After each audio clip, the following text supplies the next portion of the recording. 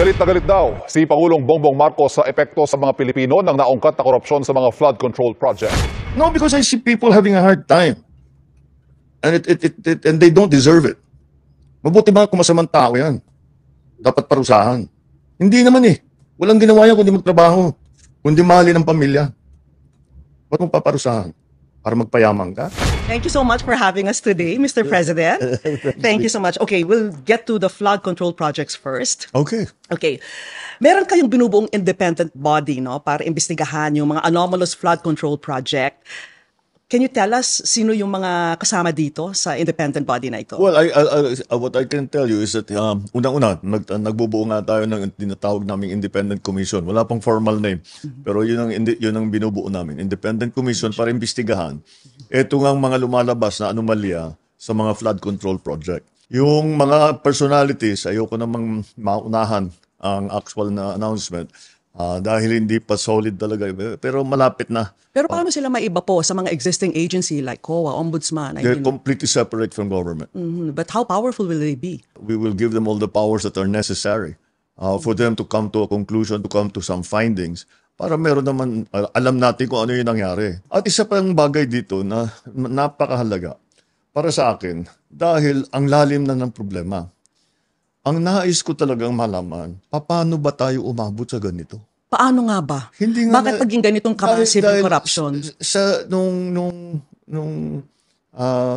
Ako'y governor, hindi ganito. At bukod pa sa laki ng halaga ng nakukuha ng kung sino-sino na tao na wala namang karapatan na bulsahin ang pera na yan, bukod pa ron ay hindi nila tinatago.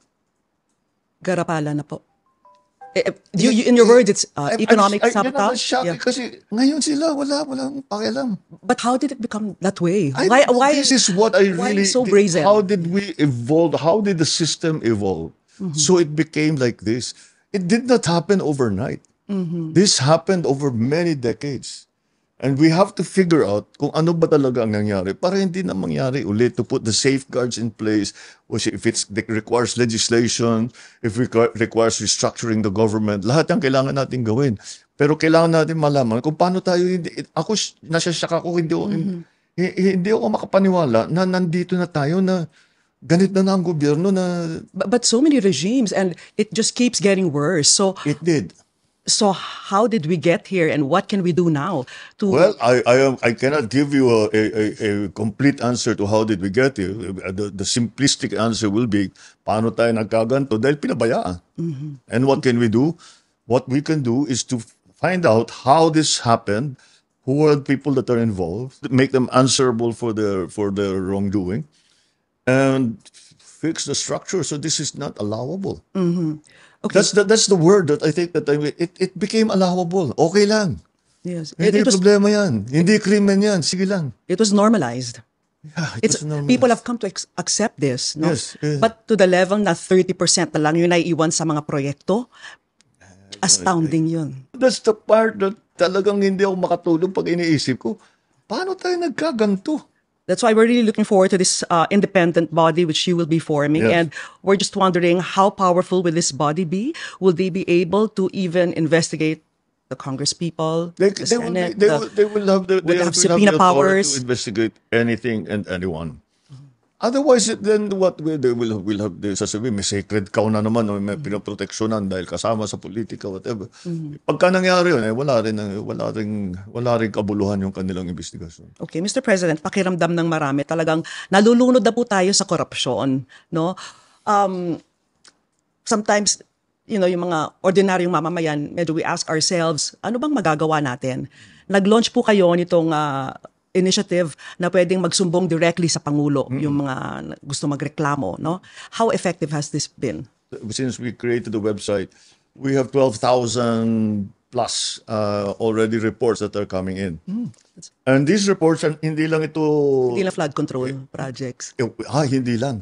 May mga paving, mga road widening, maraming dumadating. Of course, we started talking about only flood control. Pero syempre, nagkaroon ng tao ng line of communication sa akin na para makapagreklamo sila, Ginagamit talaga nila. That has been very effective. And that's why I encourage everybody. Tuloy, lahat ng hinihikayat ko kayo lahat. Pagka meron talaga kayong gusto ireklamo ninyo. I would think it's heartbreaking when you see all these Filipinos working so hard, tapos on the flip side, nakikita ko nyo yung massive corruption na nangyayari, no? I mean, No, I'm not disheartened. I'm not disappointed. I get very, very angry. How can you do this to people that have worked every day of their lives? Walang ginawa ito kundi magtrabaho. Nagsakripisyo ng mahirap for very little. Just to be able to send money home, just to be able to feed their family, send their children to school. That's all they want in life. Kukunin nyo pa sa kanila yon para bumili ng Rolls Royce. Mr. President, masakit na nga yung mga... Oh, horrible situation. Actually, ako, nasasaktan ako. Pag nakikita ko, pag naririnig ko, may mga nag-apply ng Portuguese citizenship, Spanish citizenship, at kung ano-ano pa, no? Parang, I guess, sometimes people are feeling hopeless when they see the massive corruption and, but what would you like to tell them? There's hope. Have hope. We've seen all of what people are complaining about or having to live with. Yung kailangan ninyo pagtsagaan, pagtiisan, na araw-araw niyo mga buhay. Alam namin yun. At lahat ng aming gawin, na kayang gawin, ginagawa namin.